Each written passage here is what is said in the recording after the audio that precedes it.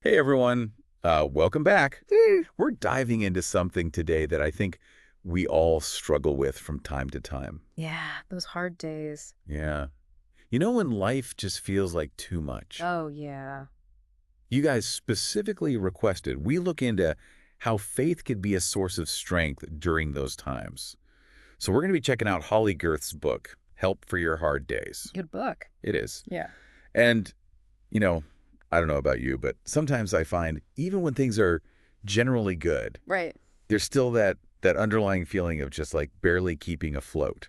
You know what I mean? Oh, absolutely. Yeah. And I think that's something that Girth really addresses right away. Okay. It's like we all try to put on this perfect facade, even when we're struggling inside, Yeah. as if admitting that things are hard somehow negates all the good things in our lives. It's like that story that she tells about having dinner with a friend. Hmm. And like she asks the friend, "How are you doing?" And immediately the friend's like, "Oh, I'm so blessed." But then she digs a little deeper and she's like, "Okay, but how are you really?" Really? And then it's like, "Whoa." Yeah, and that's when the real conversation starts. Totally. Yeah. It's a really powerful point she makes in the book about how it's okay to acknowledge the tough stuff, even while, being grateful for all the good things. Right. In fact, it's interesting. She argues that this actually shows a deeper trust in God. I'm curious about that. Hmm. Like, how does that work? How does being honest about our struggles actually show trust rather than just complaining? Yeah, I think it's like saying, God, I trust you enough to be real with you about what I'm going through. Mm. We see this even reflected in Psalm 13.5,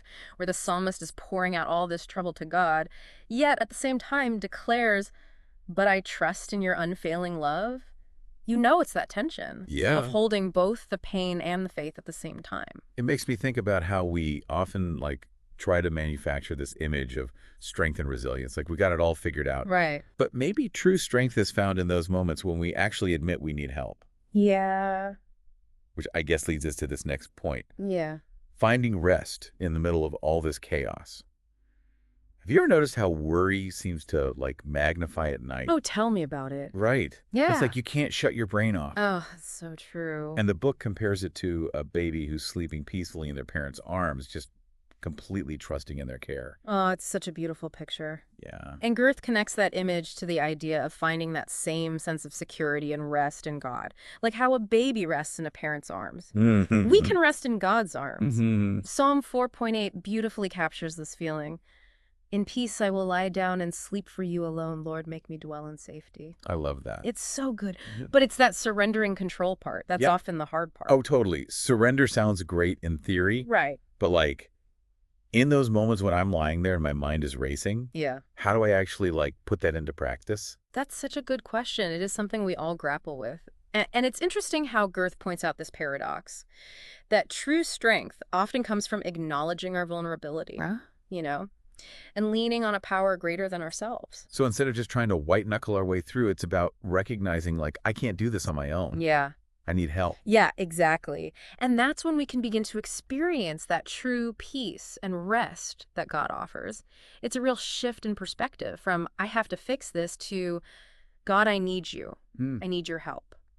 Now, switching gears a little bit, Okay. the book also dives into this incredible truth about God that always brings me so much comfort. Okay. He never forgets us, Oh, wow. Yeah. which is such a contrast to my own life where I feel like I'm constantly misplacing things. Oh my gosh. I hear you on that. I'm the queen of losing my keys. Yeah. Constantly.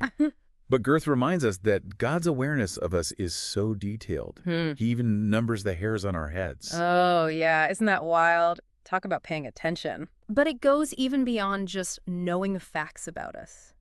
It speaks to his constant mindfulness and presence in our lives. He's not just aware of the big things. He's tuned into the small joys, the everyday struggles.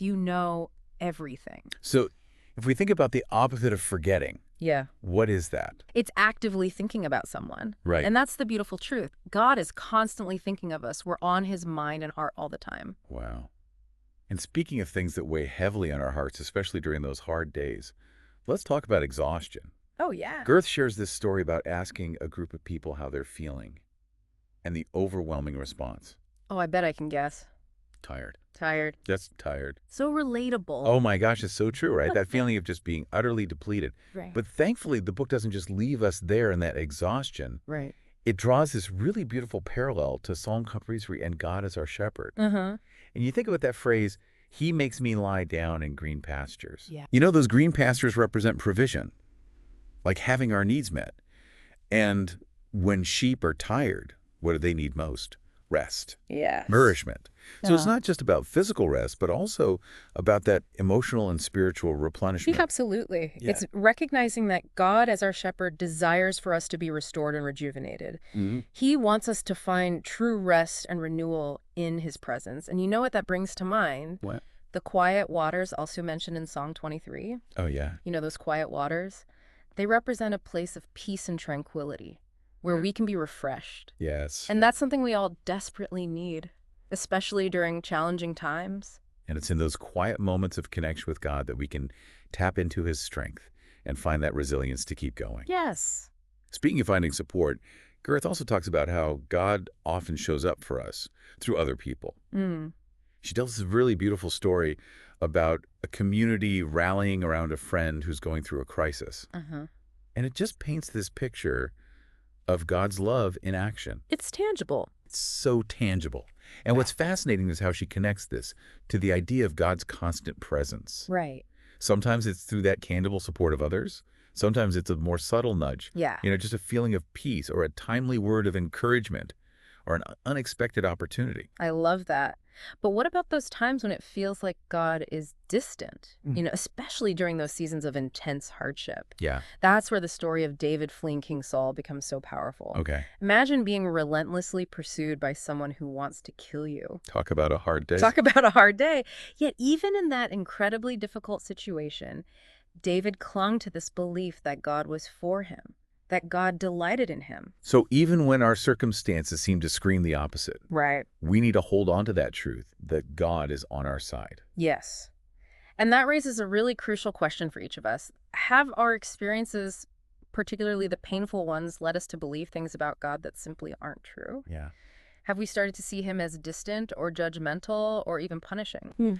When that's not who he is at all. Mm. It's so easy to fall into those thought patterns, you know, Sure. when things are tough. But challenges are a part of life.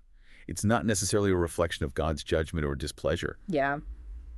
That's a good point. Like, God's love isn't this reward for good behavior, Right. you know? And when we start believing those negative narratives about ourselves or about God, that's when I think isolation sets in. And isolation is a dangerous place to be, especially when we're struggling. Because when we isolate ourselves, it's like the enemy's whispers are louder. Oh, yeah. The doubts, the lies. It makes me think of how when I'm hurting, my first instinct is like push everyone away. Yeah. Even the people who like genuinely care, Yeah. you know? It's a natural human response. Yeah. But it actually works against us. Okay. Because when we isolate ourselves, we become more vulnerable to those negative thoughts, the doubts. We start believing we're unlovable or unworthy of help. So how do we combat that? How do we like open ourselves up to receiving support from God and from others? Well, the book highlights something really important here. It's recognizing that needing help isn't a weakness.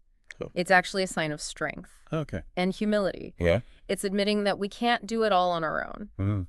And that actually allows us to tap into the true depth of God's love and the power of human connection. We're not meant to go through life alone. Right. Well, We need each other. Yeah. We need God. And Gerth really emphasizes that throughout the book, the importance of community. Having those people we can be real with, who will support us, encourage us, especially during those hard days, it makes all the difference. Oh, for sure. Because honestly, life is just too hard to try to navigate it all by ourselves. It's like having a whole team of cheerleaders in your corner, Yeah. like reminding you of your worth and cheering you on, even when you stumble. And that's what genuine community is all about, you know? Right. Lifting each other up, offering a listening ear, providing practical support when needed, creating a safe space where we can be vulnerable, authentic, without fear of judgment. You know, this whole conversation is making me wonder, like, can we shift our whole perspective on hard days? Yeah. Like, what if instead of seeing them as punishments or setbacks, we view them as opportunities? I love that reframing. What comes to mind when you think of hard days as opportunities? I think often when we face challenges, it forces us to dig deep, like discover those reserves of strength and resilience that we didn't even know we had. Yeah. It can also refine our faith Yes. and deepen our dependence on God. Well, it's amazing how you're echoing one of the central themes of Help for Your Hard Days. Yeah. Gerth argues that those difficult seasons, while definitely painful, have the potential to be deeply transformative. Hmm. They can lead us to a deeper understanding of ourselves, of God, and the power of His grace. So instead of dreading those hard days, we can choose to see them as opportunities for growth and transformation. Exactly. It's a powerful perspective shift. And it goes hand in hand with recognizing that even in the midst of those challenges, God is at work. He's refining our character, deepening our faith, and ultimately drawing us closer to Him. It's like those diamonds that are formed under intense pressure. Yeah. The pressure might feel crushing, but it's producing something beautiful and valuable. Yes. It's a powerful reminder that even though we may not always understand why we're going through certain things, Hmm. we can trust that God has a purpose for it all. And that even in the midst of those trials, He's with us every step of the way, offering His strength, His comfort, His guidance. That brings me back to that question that Girth poses at the beginning of the book. How are you really? It seems like such a simple question. But it can be surprisingly tough to answer, honestly, Mhm. especially when we're struggling, you Yeah. know? I think it's because we often feel this pressure to present a certain image to the world, one of strength, competence, having it all together. Hmm. But the truth is, none of us do. Yeah. We all have our struggles, our insecurities, our moments of weakness. And it's in those moments of vulnerability when we allow ourselves to be real with God and with others that true healing and growth can begin. Absolutely. And that's the beauty of grace. Yeah. It meets us right where we are in all our messiness and brokenness. It doesn't require us to have it all figured out or to pretend we're something we're not. Right. It simply invites us to come as we are and to receive the love, the forgiveness, the healing that God so freely offers. So for anyone listening right now who might be going through a hard day, Yeah. what is one key takeaway from Help for Your Hard Days that you would want them to remember? Oh, that's easy. You are not alone. Hmm. God sees you, He loves you, and He is for you no matter what you're facing. And He wants to help, but we have to be willing to ask for it Yes. and be open to receiving His support, as well as the support of others. Yeah. It's about acknowledging our need for help and remembering that we're not meant to do life alone. We have a God who loves us unconditionally and wants to walk with us through every season, even the difficult ones. And we have each other, a community of people who can offer encouragement, support, and a listening ear. Those connections are precious, especially during those hard days. Mhm. Something to be thankful for. As we're wrapping up our deep dive into Help for Your Hard Days, is there a final thought that you'd like to leave our listener with? What's really stood out to me throughout this whole conversation is the power of perspective.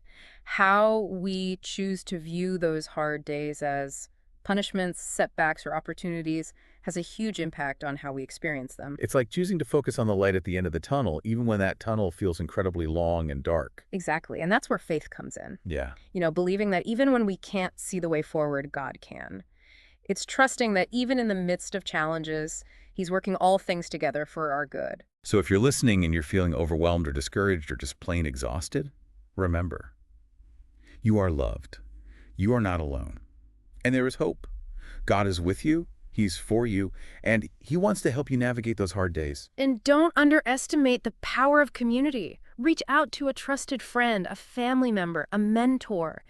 Share your struggles, ask for prayer, and allow yourself to be supported. You don't have to go through this alone. Those are such good reminders. Mhm. And on that note of hope and encouragement, we're going to wrap up this deep dive. But before we go, we'd like to leave you with something to think about, a question maybe to ponder as you go about your day, based on what we've been talking about. And since we've been discussing, God's constant presence and His support and His desire to help us through those tough times, I have a thought-provoking question for you.